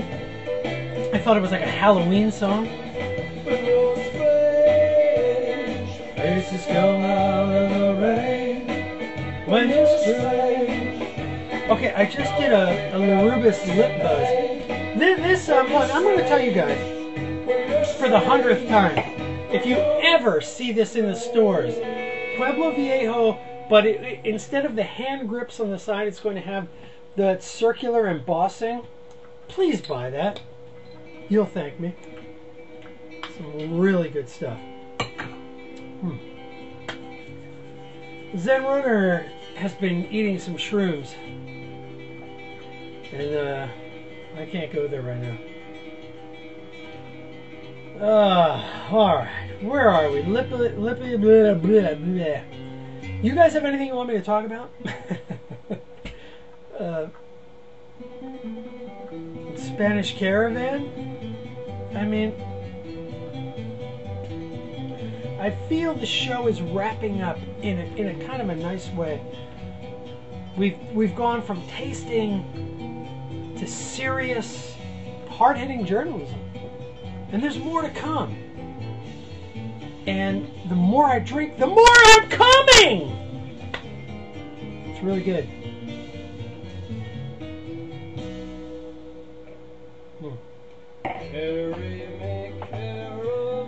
So Zen Runner has done some research. Zen Runner, why are you holding back? My friends,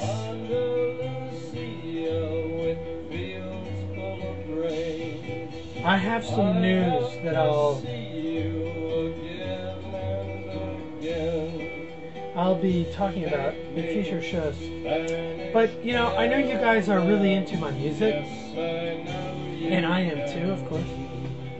And it makes me feel good that I'm sharing the music that I like so much with you.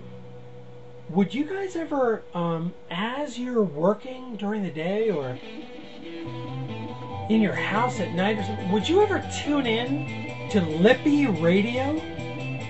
Tell me, what do you think about Lippy Radio, where it's music like this all the time, 24/7, and you're hearing music that you like on the show?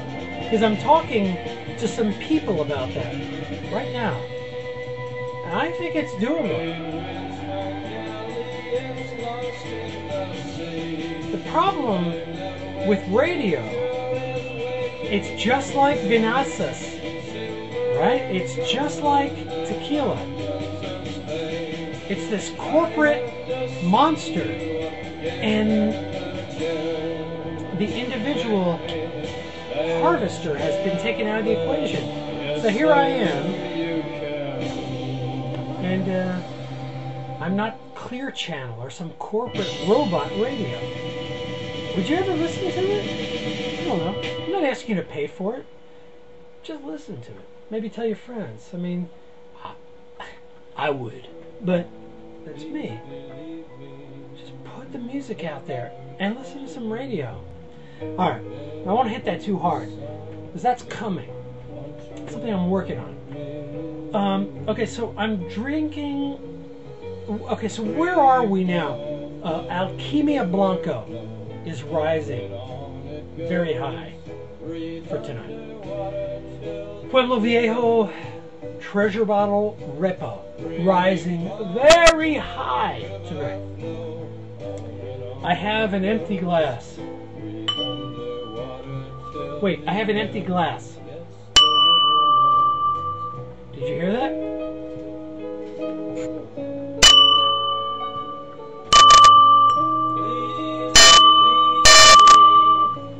Ha! Is that blowing you guys out? Okay, so you guys are saying there's a world of independent music that sidesteps the big dogs. Yes, Zen Runner, there's a world of independent music. I'm trying to take what I have and present it only in... I have a pretty eclectic music collection. What you're hearing right now and what you've been hearing in general on the Tequila Whisperer show is probably, you know, it's a very small section of what I can offer. So Lippy Radio Lippy Radio is coming. So get ready. I think you're going to like it. And if you don't, well, I hope you'll tell me. And we'll take it from there. Alright. Knockout, you bitch! Alright. Alright, now look. Here's the last side-by-side I want to do because I gotta go. I would love to stay here all night and drink. You know I would. I know you would too. Alright, so I'm just going to get a little pour of Alquimia Anejo. Alright. It feels good. It feels good to touch. It feels good to slap back in there.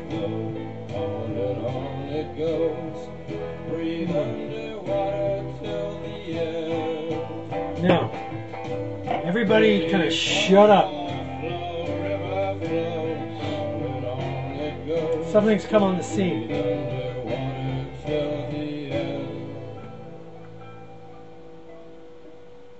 Alright, now, I wonder which one this would be. What do you think?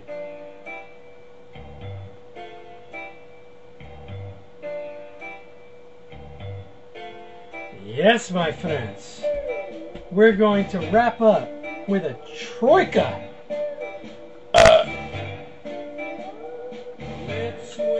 To the moon, oh, let's climb through the tide. That the city sleeps too high. Written in Venice, California in about 1966. Hey! Who lived in Venice, California? 1979? 1980? 1981? 1982? Venice. There's something about Venice. I'm not fucking around. If you have not been to Venice, California, you might want to think about it. And you might want to think hard. Ah, looks like Ray and T-Dog got some lot 5s. Well, pour that bitch. Yeah. Pour a big pour.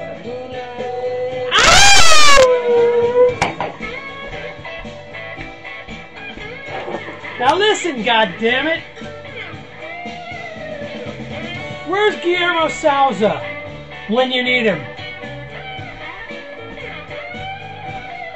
How can he make lot 5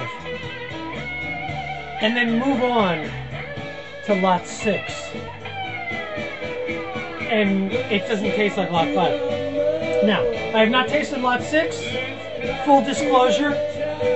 I'm excited about tasting it, but Guillermo told me himself it's not going to taste like lot 5. And Witchy's got 2 bottles, you bitch! Congratulations, Witchy. Witchy, you better crack that. Don't save it. Don't save it. Drink it. Drink it now.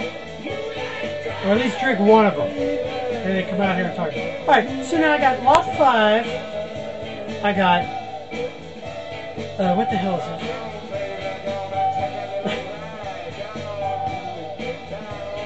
Oh, this is Pueblo Viejo Repo. And this is Alquimia Anejo. Okay, great! It's a great troika. Are you people ready? I am so excited. This is just what I want to see. I want to see somebody tasting. Okay, so I got Fortaleza Reposado. I have Pueblo Viejo, which is a treasure bottle, and I have Pueblo Viejo Repo, and I have Alquimia Anejo. Yes. All right, Alquimia got a lot of mint. Got some like minty toothpaste. Little toothpaste going on in there. All right. Everybody ready? All right. Witchy says everybody hold a bottle of Lot Repo 5. Yeah. Hey, listen. I don't know about Repo 5 Anejo. I don't know.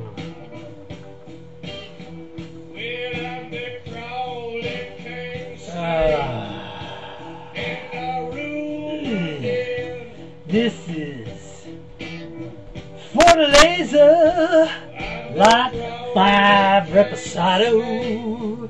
I gotta tell you, It's good. It's really good. It's so thick and musty and juicy. Gonna do me good. Yeah. Alright. I'm gonna start with the Fortaleza, because I think it's the one to beat.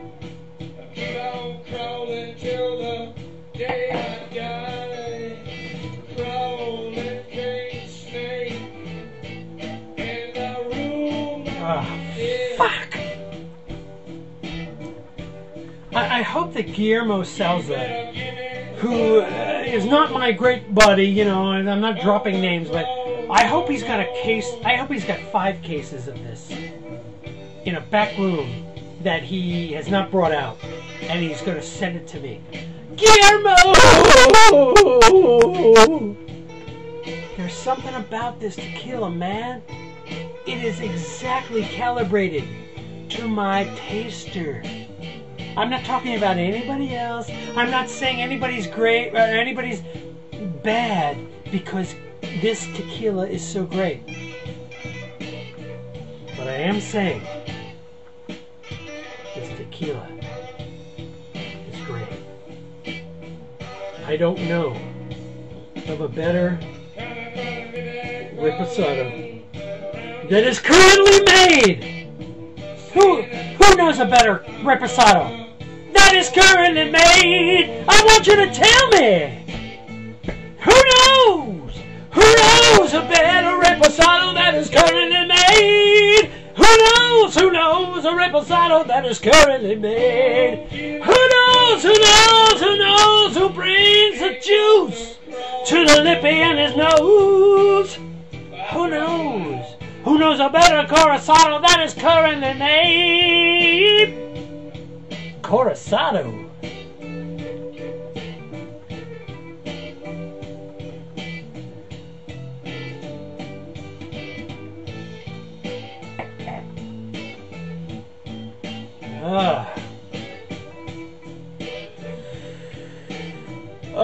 Okay, so I just went lot 5 repo to Witchy. Help me out. That was Pueblo Viejo repo. And I'm going to Alquimia 3 here. And yeah.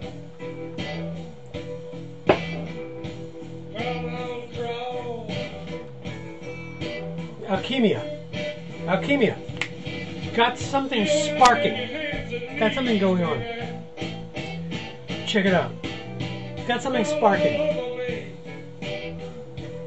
Even more than this repo.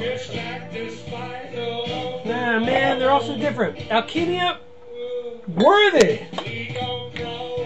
Alright, now, lot 5. One more. Crawling king snake. Hey, you know, I bought every fucking bottle of this that I own. You know! Nobody gave me this. You right? You know that. Every fucking bottle I own, I bought. God damn! It's the cheesiest Parmesan. You know, someday this tequila's gonna be gone. And I am gonna be so sad.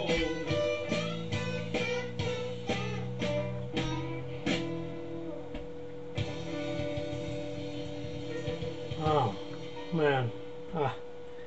Alright, I'm not going to hit that too hard, but... God. Did you know freedom exists in the school book? Is there anything that can beat you, you little bitch? There's nothing. I don't know. Listen, I'm talking about my palate. I'm talking about my palate. I'm talking about what speaks to me. Listen, you guys have stuck around so long, and I'm so appreciative. You stuck around. This is a 2-hour show. You hung out. Alright. Not whiskey bar, tequila bar.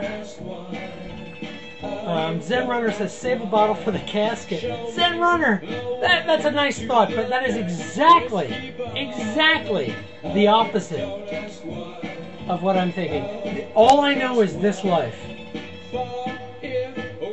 Well, it's funny, as I think about it, like, gee, should I save a bottle for the casket? Should I put one of those in there? Zen Runner, I guess I feel like if there is an afterlife, it is so removed from this physical body of skin and sensation that this kind of pleasure will seem minuscule. And my thought is, for this flesh and bone creation, drink your pleasures now, because later, listen, if we wake up in an afterlife and I see you, which I certainly hope I do, we'll be communicating on such a higher level than this physical pleasure level. But I will say, everybody, someday I'm going to do a motherfucking... I'm being a little too violent because I'm excited. I'm going to do a... Someday I'm going to do a Fortaleza show. When I have a big enough dick to do it, I'm going to do a Fortaleza show. And we'll talk about how great this stuff is. And how everything pales in comparison, including Lot 5. Alright, what are you all saying? Listen, Zen Runner saying it's not for you, schmuck. It's for everybody at the funeral. Zen Runner, again, I don't want this show to end. I want it to be a 4-hour show. I feel like you're all here with me. Here with me, here with me. I know, it's crazy. But I gotta say goodbye. It's the longest show I've ever had. Thank you. Thank you for showing up. I want to thank crazy and intimate Mike Morales for coming on the show and giving us his take on that. What do you think about that? I mean, my God, the guy drank 50 tequilas in a day. We didn't talk enough about what that means. I actually wanted to talk to him a little more about, you know, if I drank tequila, to taste, I would have to swallow some of it. I think that's bullshit. Hey! I don't think it's possible to fully taste the tequila without swallowing it. So, call me crazy, but call me. So, there's that. But I also, I think it's very, interesting, of course, his Vinasas report, which I urge you all to go to his website, which we talked about earlier, which was Facebook, oh my God, was it FacebookWastewater.com? You rewind and find out where it was, or Mike, right here and tell me. And Zen Runner says, please, give him a better microphone. I know, Zen Runner. I know. And we'll work on it. Well, next time Mike comes back, Mike's going to be on this show a lot. Mike is my guru. We'll talk about that on another show. I'm not going to get into that now. What Mike taught me. And he didn't even know that he taught me. Well, we'll talk about that. Zen Runner, Ray, yeah, Ray, every show, Ray. Ray, you know what I want to do, Ray? I want to do a show with you and Gabe and your beautiful, lovely wife, actually, Ray, and Costa. I think maybe Ray will send you and your wife up here for the Costa-thon. I think that might be really cool, but that's in the future. Thank you for saying so. Okay, so I want to say to T-Dog, you crazy flea-bitten love bag, I have your minis. I want to say to all of you, I have not forgotten about you. What we're going to start to do is taste some blind minis that have been sent to me. And the Tequila Whisperer is going to try to figure out the brand, age, and amount of time that it was shipped on the road.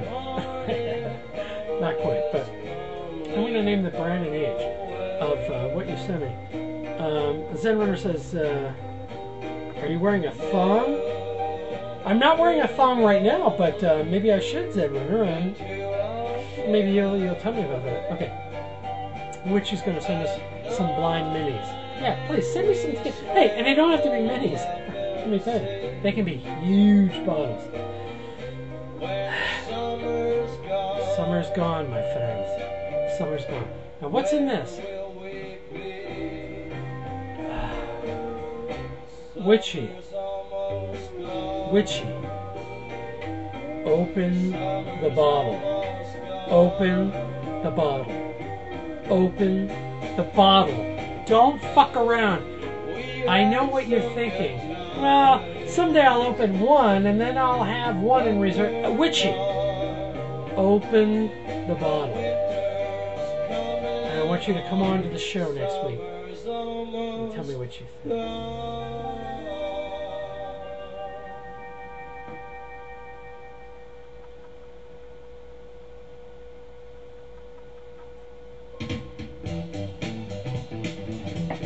Alright.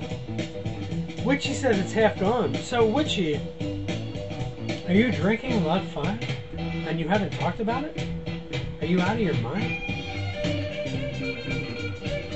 Why aren't you talking about it, you crazy? I feel like I want to do something right now. This is the time I want to go to Beale. I got a lot of plans for the Tequila Whisperer. Yeah, coming up. We're gonna do a lot of video cutaways. We're gonna do a lot of animation. We're going to New Haven. We're gonna do a lot of stuff you guys are gonna like. Venice! Another reference to Venice.